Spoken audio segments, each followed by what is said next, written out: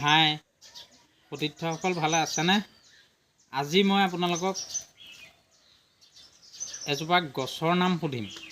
মানে গছেই আৰু মানে ক'বলৈ গ'লে গছজোপাৰ নামটো কি ক'বচোন বাৰু? যিটো নেকি বস্তু আমি সকলোৱে খাওঁ, সকলোৰে প্ৰিয়। ভাত খাওঁতে সকলোৱে আমি কাঁহী দাঁতিত লওঁ আৰু দাইলত চেপি খাওঁ, কেতিয়াবা ভাততো চেপি খাওঁ। বস্তুটো কিন্তু বহুত সুন্দৰ খাবলৈ, বহুত ভাল খাবলৈ। কি বস্তু বাৰু কওকচোন? কোনোবাই জানিব নাই? কমেণ্ট কৰি জনাবচোন দেই পিছত। কি বস্তু বাৰু? সেইটোৱে কি বস্তু চাব, এতিয়াই মই আপোনালোকক দেখাই আছোঁ।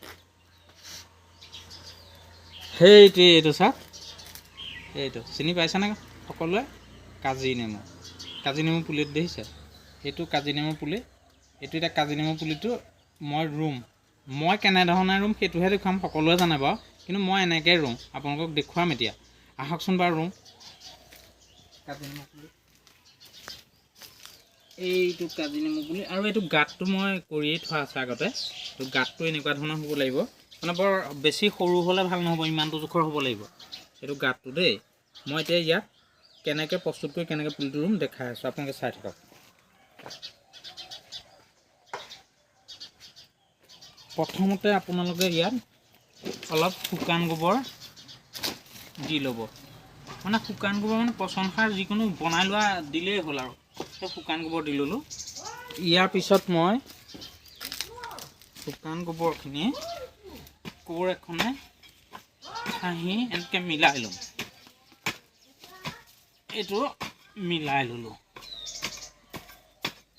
ইয়াত ধুনীয়াকৈ মিলি গ'ল। এতিয়া কি কৰিম আমি, এই পুলিটো সুন্দৰভাৱে লগাই দিম। এইটো দেই, পুলিটো সুন্দৰভাৱে আমি ইয়াত লগাই দিলোঁ। বৰ পোন কৰি নিদিব, এনেকৈ অলপ বেকা হৈ থাকিব লাগে। লগাই দিলোঁ।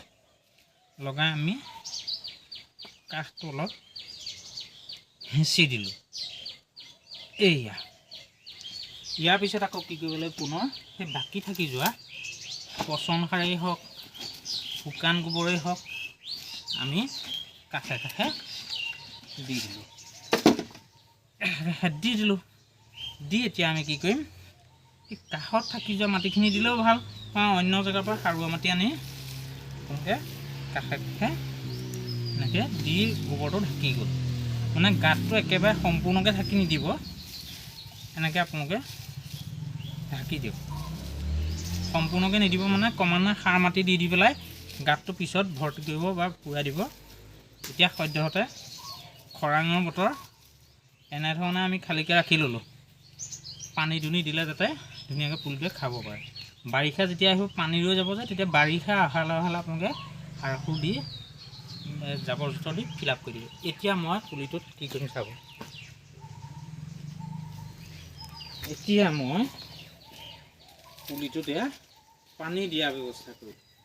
পানীটো মানে এনেকুৱা ধৰণে দিব লাগিব, পুলিটো যাতে তলৰ যিখিনি অংশ গোবৰৰ লগত মাটিৰ লগত মানে মিলি যোৱাকৈ পানীখিনি হ'ব লাগিব, মানে ভিজাই দিব লাগিব। যিমান পাৰে সিমান ভিজাই পানীখিনি দিব লাগিব। সকলোৱে ক'বচোন বাৰু, মই ৰোৱাৰ পদ্ধতিটো হৈছে নাই? যদি মই ৰোৱা পদ্ধতিটো নাই হোৱা আপোনালোকে জনাবচোন বাৰু।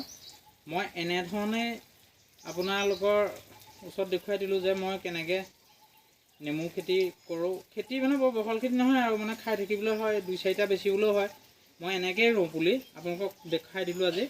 এনেকৈয়ে নেমু পুলি ৰুই মই এবাৰ এয়া দেখুৱাই দিয়াচোন কেমেৰা।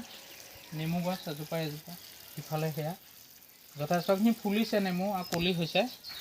আৰু এই লগতে এইফালে এইজোপা মই এয়া চাওক, এই আৱতৰত এতিয়া নেমু, এটা নেমুৰ দাম 10 টকা। আমি কিন্তু এতিয়ালৈকে নেমু কিনি খোৱা নাই, ঘৰতে খাই থাকিবলৈ হৈছে এইবোৰ। এইকেইটাতো এইফালে আছে, সিফালেও আছে যথেষ্ট। এতিয়া এয়া আপোনালোকক দেখাই দিব, এয়া নেমু এয়া ফুলিছে, যথেষ্ট ফুলি আছে বাৰু, যথেষ্ট কলিও আছে ইয়াত। এইবিলাক কলিবিলাক আহিছেই। ঠিক আছে, তেনেধৰণে আপোনালোকে খেতি কৰকচোন। নেমু কিনিব নালাগে, সকলোৱে ঘৰতে এনেকৈ কৰি খাব পাৰিব। আগলৈ এনেকুৱা ধৰণৰ কিছুমান ভিডিঅ' পাই থাকিবলৈ আপোনালোকে মোৰ পেজটি ফ'ল' কৰি থ'ব, এটা লাইক দিব, এটা কমেণ্টো কৰি দিব, মোৰ উৎসাহটো তেতিয়া পাম। আৰু পাৰিলে বন্ধুবৰ্গসকললৈ শ্বেয়াৰ কৰি দিবচোন। আজিলৈ বাই।